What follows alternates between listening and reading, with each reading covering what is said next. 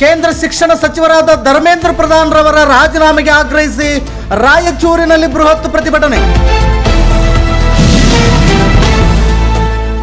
Neat ಹಗರಣ, ಜಂತರ್ ಮಂತರ್ ಲಾಠಿ charge ಖಂಡನೆ, ವಿದ್ಯಾರ್ಥಿಗಳ ಹಿತಕ್ಕಾಗಿ ಹೋರಾಟ ತೀವ್ರಗೊಳಿಸುವ ಎಚ್ಚರಿಕೆ.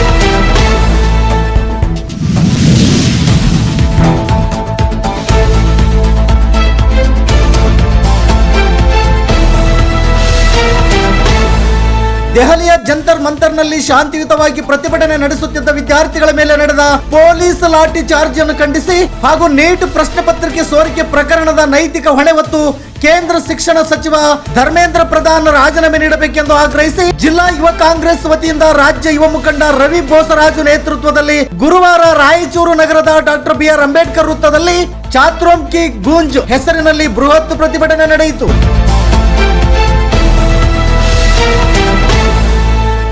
ಪ್ರತಿಭಟನಾಕಾರರು ಕೇಂದ್ರ ಸರ್ಕಾರದ ವಿರುದ್ಧ ಘೋಷಣೆಗಳನ್ನು ಕೂಗಿ ಆಕ್ರೋಶ ವ್ಯಕ್ತಪಡಿಸಿದರು. ನೀಟ್ ಪರೀಕ್ಷೆಯ ಪಾರದರ್ಶಕತೆ, ವಿದ್ಯಾರ್ಥಿಗಳ ಹಕ್ಕುಗಳ ರಕ್ಷಣೆ ಹಾಗೂ ಶಿಕ್ಷಣ ವ್ಯವಸ್ಥೆಯಲ್ಲಿನ ಬೇಜವಾಬ್ದಾರಿತನ ಅತ್ಯಂತ ಖಂಡನೀಯವೆಂದು ಪ್ರತಿಭಟನಾಕಾರರು ತೀವ್ರವಾಗಿ ಆರೋಪಿಸಿದರು. ವಿದ್ಯಾರ್ಥಿಗಳ ನ್ಯಾಯಯುತ ಹೋರಾಟಕ್ಕೆ ಕಾಂಗ್ರೆಸ್ ಸದಾ ಬೆಂಬಲವಾಗಿ ನಿಲ್ಲುತ್ತದೆ. ಕೇಂದ್ರ ಸರ್ಕಾರ ವಿದ್ಯಾರ್ಥಿಗಳ ಬೇಡಿಕೆಗಳಿಗೆ ಸ್ಪಂದಿಸಿ ಧರ್ಮೇಂದ್ರ ಪ್ರಧಾನ್ ರವರು ರಾಜೀನಾಮೆ ನೀಡಬೇಕೆಂದು ಒತ್ತಾಯಿಸಿದರು.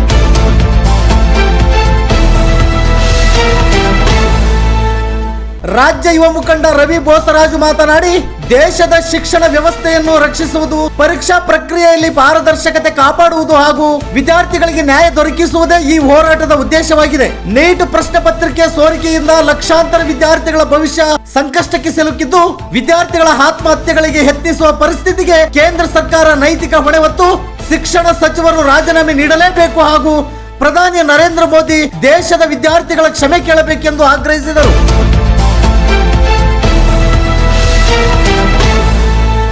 ಈ ಸಂದರ್ಭದಲ್ಲಿ ಕಾಂಗ್ರೆಸ್ ಮಹಿಳಾ ಘಟಕದ ಅಧ್ಯಕ್ಷೆ ಶ್ರೀದೇವಿ ನಾಯಕರವರು ಮಾತನಾಡಿ, ನೀಟ್ ಪ್ರಶ್ನೆ ಪತ್ರಿಕೆ ಸೋರಿಕೆಯಿಂದ ದೇಶದ ಲಕ್ಷಾಂತರ ವಿದ್ಯಾರ್ಥಿಗಳ ಹಲವು ವರ್ಷಗಳ ಶ್ರಮ ಹಾಗೂ ಭವಿಷ್ಯಕ್ಕೆ ಗಂಭೀರ ಧಕ್ಕೆಯಾಗಿದೆ ಎಂದು ಆಕ್ರೋಶ ವ್ಯಕ್ತಪಡಿಸಿದರು.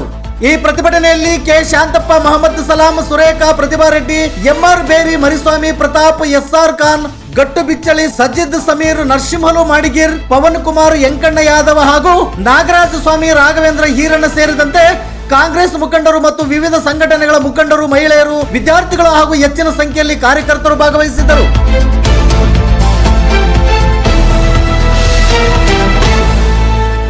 ಮುಂದಿನ ಅಪ್ಡೇಟ್ಗಳಿಗಾಗಿ ಗರುಡ ನ್ಯೂಸ್ ವೀಕ್ಷಿಸಿ. ಸುದ್ದಿ ನಿಮ್ಮದು, ಸದ್ದು ನಮ್ಮದು.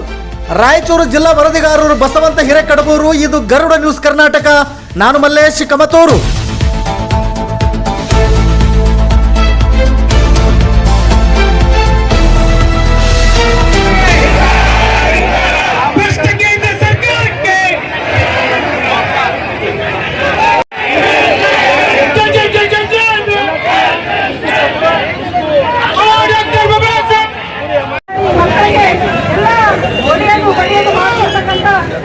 ಬಿಜೆಪಿ ಸರ್ಕಾರದ ಪೊಲೀಸರಿಗೆ ನಾವಿವತ್ತು ಧಿಕ್ಕಾರ ಹಾಕಬೇಕಾಗುತ್ತೆ.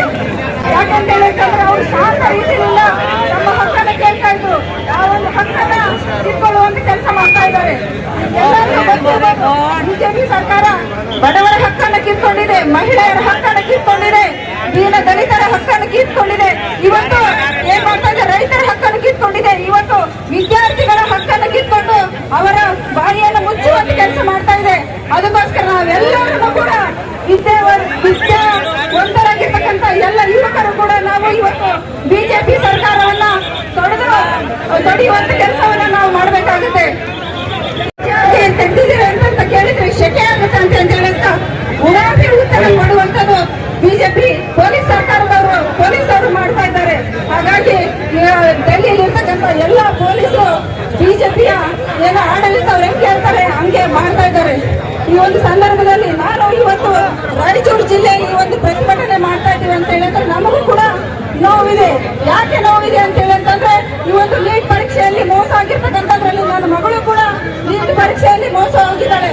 ಅವಳು ಇವತ್ತು ಕೂಡ ಬೇಜಾರು ಮಾಡ್ಕೊತಿದ್ದಾಳೆ. ಏನು ಅಂತ ಹೇಳಿದ್ರೆ ಫಸ್ಟ್ ಎಕ್ಸಾಮ್ ಅಲ್ಲಿ ಚೆನ್ನಾಗಿ ಬರ್ದಿದ್ದೆ ಮಮ್ಮಿ, ಇವಾಗ ಚೆನ್ನಾಗಿ ಬಂದಿಲ್ಲ ಅಂತ ಹೇಳಿ ಅಂತ. ಹಾಗಾಗಿ ಈಗ ಒಂದು ನನ್ನ ಒಬ್ಬರ ಕೂಗಲ್ಲ, ನಮ್ಮ ಮಕ್ಕಳ ಕೂಗಲ್ಲ, ಇಡೀ ದೇಶದ ಪ್ರತಿ ಮಕ್ಕಳ ಕೂಗು ಅಂತ ಹೇಳಿದ್ರೆ ತಪ್ಪಾಗ್ಲಿಕ್ಕಿಲ್ಲ. ನಾವೆಲ್ಲರೂ ಕೂಡ ಇವತ್ತಿನ ಒಂದು ಘೋಷಣೆಗೆ ಹೋಗ್ಬೇಕಾಗುತ್ತೆ. ಏನು ಅಂತ ಹೇಳಿದ್ರೆ ಬಿಜೆಪಿ ಹಟಾವೋ ದೇಶ ಬಚಾವೋ ಈ ಒಂದು ಘೋಷಣೆ ಮುಖಾಂತರ ಬಿಜೆಪಿಯನ್ನ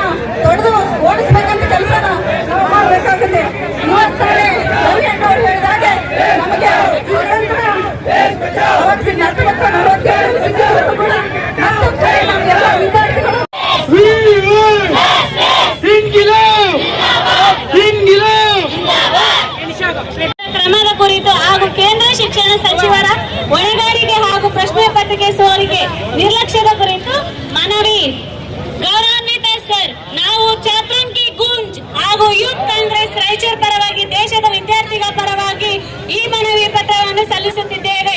ದೇಶದ ಲಕ್ಷಾಂತರ ವಿದ್ಯಾರ್ಥಿಗಳ ಭವಿಷ್ಯದ ಇಂದು ಪ್ರಶ್ನಾರ್ಥಕವಾಗಿ ಪರೀಕ್ಷಾ ಪತ್ರಿಕೆ ಸೋರಿಕೆ, ಶಿಕ್ಷಣ ವ್ಯವಸ್ಥೆಯಲ್ಲಿನ ಪಾರದರ್ಶಕತೆಯ ಕೊರತೆ ಹಾಗೂ ವಿದ್ಯಾರ್ಥಿಗಳ ಭವಿಷ್ಯದ ಬಗ್ಗೆ ಉದ್ಭವಿಸಿರುವ ಆತಂಕಗಳು ದೇಶಾದ್ಯಂತ ಪ್ರತಿಭಟನೆಗಳಿಗೆ ಕಾರಣವಾಗಿದೆ.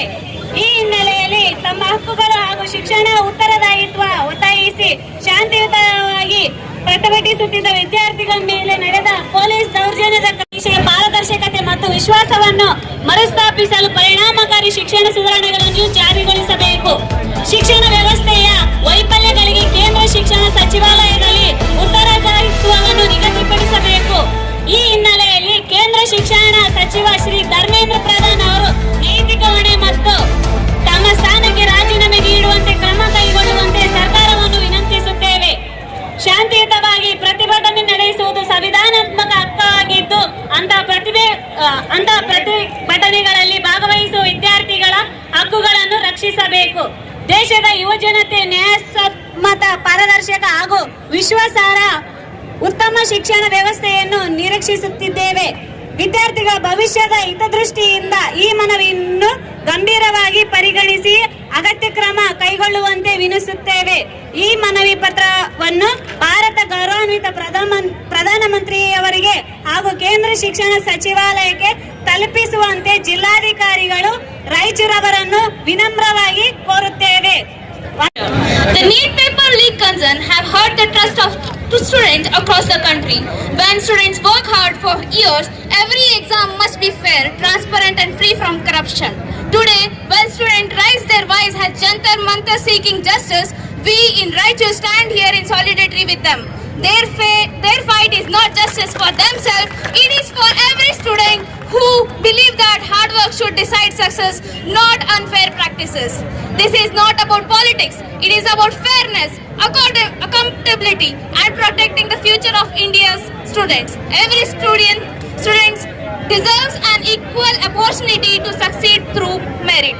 Let us build an India where dreams are protected, education is trusted and justice is never delayed. Thank you everyone. Jai Hind. We want justice. 1 ಕೋಟಿ ಆ ಪರಿಹಾರವನ್ನು ಒಂದು ಕುಟುಂಬಕ್ಕೆ ತಲುಪಿಸಬೇಕು ಅಂತೇಳಿ ನಮ್ಮ ಒಂದು ಹೋರಾಟ ನಡೀತಾ ಇದೆ. ಇದೆಲ್ಲ ಒಂದು ಕಡೆ ಸರ್ಕಾರಕ್ಕೆ ಮೂಗಿಲ್ಲ, ಬಾಯಿಲ್ಲ, ಹೃದಯನೂ ಇಲ್ಲ ಈ ಸರ್ಕಾರಕ್ಕೆ. ಅಂತ ಒಂದು ಸರ್ಕಾರ ಕೊಡಬೇಕು, ಈ ಸರ್ಕಾರವನ್ನು ಕಿತ್ತಾಗಬೇಕು ಅಂದರೆ ಎಲ್ಲೋ ಒಂದು ಕಡೆ ಒಂದು ಆಂದೋಲನ ಮಾಡಬೇಕು. ಸ್ವಾತಂತ್ರ್ಯ ಚಳವಳಿ ಯಾವ ರೀತಿ ಮಾಡಿದ್ದೀವೋ ಅದೇ 2ನೇ ಸ್ವಾತಂತ್ರ್ಯ ಚಳವಳಿ ನಾವು ಮಾಡಬೇಕಾಗ್ತದೆ. ಆಗಸ್ಟ್ ಕ್ರಾಂತಿ ಬಂದೇ ಬರ್ತದೆ.